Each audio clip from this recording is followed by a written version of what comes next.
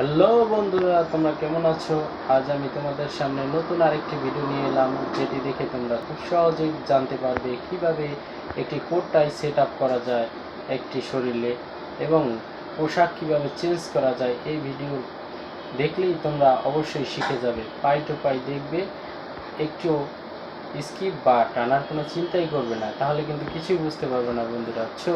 বন্ধুরা, হয়ে যাক কিভাবে কোট টাই পরানো যায়, এই ভিডিওটি দেখো। আর আমার ভিডিওটি যদি ভালো লাগে তবে অবশ্যই আমার চ্যানেলটিকে সাবস্ক্রাইব করবে এবং পাশে থাকা বেল আইকনটিতে ক্লিক করবে এবং বেশি বেশি শেয়ার করবে বন্ধু, যাতে নতুন নতুন কাজ শিখতে পারো এবং কাজের দ্বারা উন্নতিত হয়। এবং কাজ শিখুন, দেশ গড়ুন, এই প্রত্যয় যেভাবে আমরা একটি ছবিতে কোট টাই পরাবো সেটি আপনাদের আজকে দেখাবো কীভাবে কোট টাই পরাবো। তো আমরা প্রথমে একটি ছবি ফটোশপে নিয়ে নিলাম, ধরুন আমরা এই ছবিটিকে ফটোশপে নিয়ে নিয়েছি।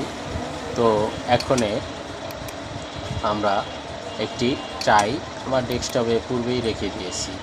তো এই টাইটিকে আমরা নিলাম, নেওয়ার পর আমরা ম্যাজিক টুল সিলেক্ট করলাম। ম্যাজিক টুল সিলেক্টের পর আমরা শিফট বাটন ধরে একটিকে ভালোভাবে সিলেক্ট করে নেব। এবার আমি ডান বাটন ক্লিক করব। ক্লিক করে এখানে দেখুন সিলেক্ট ইনভার্স নামে একটি অপশন আছে, এটিকে আমি সিলেক্ট করে দিলাম। অতঃপর একটু সরিয়ে নিলাম। এবার আমি ছবিকে ক্লিক করলাম, একটু মিনিমাইজ করে নিচ্ছি, দেখা যাক কী হয়। এবার আমরা এই বাটনটি নেব এবং এখানে ক্লিক করলাম। এরপর আমরা টাইটিকে ধরে ছবির উপরে এনে ছেড়ে দিলাম। এবার কন্ট্রোল-G ট্রান্সফর্ম পেস্ট করে আমরা এটিকে ছোটো করে নিলাম। এটা ছবিটির সাইজ পূর্বে করা, তাই আমরা এটিকে কীভাবে করছি আপনারা দেখুন। একটু বড় করে জুম করে নিচ্ছি, দেখুন এটার উপরে বাচ্চাটির উপরে বসে গেছে। তো আমরা আবার একটু ট্রান্সফর্ম করে আমাদের সুবিধা মতো আমরা বড় ছোট করে নেব। তো এবার দেখুন আমরা এটাকে একটু বাড়িয়ে নিলাম, হালকা ট্রেনে যেখানে যা দরকার আমরা এই মুহূর্তে করে নিচ্ছি। তো একটু বড় করে নিলাম। এরপর আমরা যা করব, আমরা দেখুন এখানে কোটটিকে বসালাম, বসিয়ে আমরা এটা পছন্দ অনুযায়ী টেনে বড় করছি। ঠিক আছে, গলার তারে আমরা বসিয়ে দিলাম। তো এর নিচে শার্ট রয়ে গেছে, এরকম হলে অনেকটা ঢিলাতে কষ্ট হয়। তারপর আমরা চেষ্টা করব শার্ট তুলে বা গলা বের করে ছবিগুলো তুললে আমাদের কোটটাই করাতে তেমন একটা ঝামেলাই হয়। তো আমরা দেখি, এবার আমরা এভাবে বসালাম, বসিয়ে কোটটাকে ঘুরিয়ে নিলাম। এরপর আমরা এখানে এবং এখানে টেনে দিলাম। এবার আমরা এন্টার বাটনে প্রেস করলাম। অতবার আমরা ব্যাকগ্রাউন্ডে গিয়ে এটি সরিয়ে দেখলাম ঠিক আছে, এখান থেকে দূরে চলে আসবে। অথবা আমরা কোটটি সরিয়ে নেব। তো আমাদের এখানে যে অংশটি বেশি রয়ে গেছে দেখা যাচ্ছে, সে অংশগুলো আমরা কী করব, আমরা ব্যাকগ্রাউন্ডের উপর ক্লিক করব। এরপর আমরা স্ট্যাম্প কলম টুল নিয়ে নেব, পাল্টা বাটন প্রেস করব। এরপর এই যে সাদা শার্টটি রয়েছে, এটার জন্য আমাদের অনেকটা মিলছে না, তো আমরা এটাকে সরিয়ে নেব। এখানেও আমাদের গলার এখান দিয়ে এই শার্টের কারণে আমাদের হচ্ছে না, তো আমরা এটাকে এখানে সুন্দরভাবে সরিয়ে নিচ্ছি। দেখুন আমরা এটা সরিয়ে এখানটা আমরা কমিয়ে নেব। দেখুন প্রয়োজন অনুসারে আপনার যেখানে কমানো দরকার সেখানে কমিয়ে নেবে, বাড়িয়ে নেবে। তো আমরা এখানে একটু কমিয়ে দিচ্ছি, দেখুন এখানেও কমিয়ে দিই। এবার আমরা পূর্বের ন্যায় আমরা এবার টাইট একটু বসিয়ে দেখি। দেখুন অনেকটা এখানে ভরাট হয়েছে। আমরা আবার একটু ট্রান্সফর্ম করবো, টাইলতে চলে গেলাম, এই কমিয়ে দিলাম। এখান দিয়ে আমরা গলা পর্যন্ত আমরা বাড়িয়ে নিলাম। এখানে একটু টাইট একটু কোটটাকে একটু নিচে নিয়ে নিলাম, এভাবে বাড়িয়ে দিই। এরপর দেখুন আমরা এটাকে টাইট টেনে এখানে ধরলাম, এরপর এভাবে আমরা ডাক করে ছেড়ে দিলাম।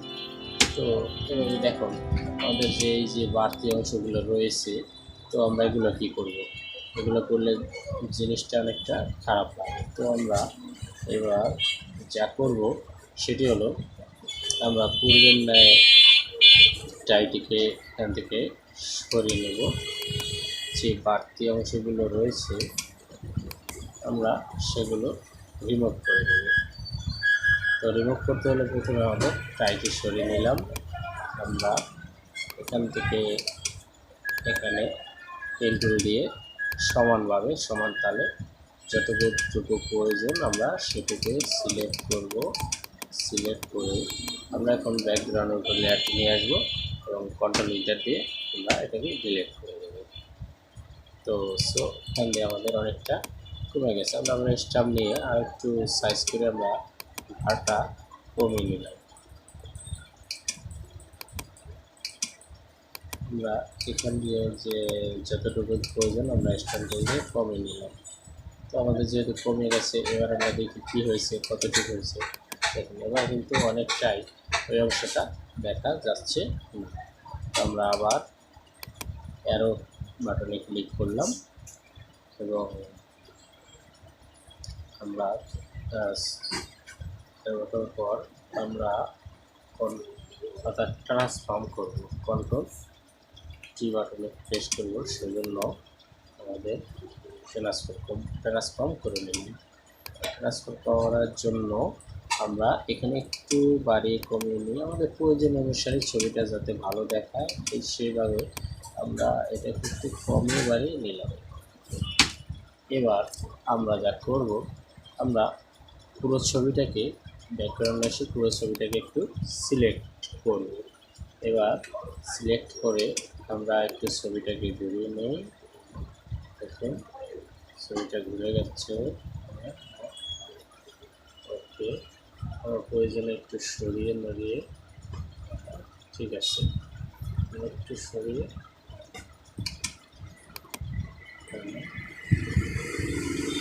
ঠিক আছে।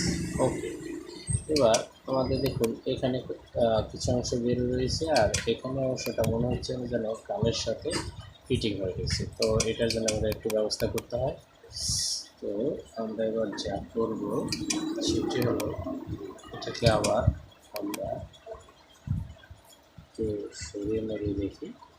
এখানে ঠিক আছে, আমাদের ওই সাইডটা অনেকটাই সিলেক্ট হয়ে গেছে, বাকি এই সাইডটা আমরা একটু নিচে নিলাম, প্রয়োজন অনুসারে নিচে নিয়ে গেলাম। আমরা আবার একটু ট্রান্সফর্ম করব, হালকা একটু উপরের দিকে নেব। তারপর দেখলে তিনটা বাটন প্রেস করলাম। এরপর আমাদের যে কাজটুকু আছে আমার মনে হয় তেমন কিছু করা লাগে না। এবার আমরা একটু শেপ দিয়ে দেবো, শেপ দিয়ে দিলাম। শেপ দিয়ে আমরা বাকি কাজটা করতে পারি। সেটি হলো আমরা এটিকে আবার পুনরায় এখানে নিয়ে নেব। অর্থাৎ দেখুন এখানে যে কাজটুকু বাড়তি অংশটা আছে এটা আমরা কেটেও ফেলতে পারি, কিংবা আমরা এই বাটনটা দিয়ে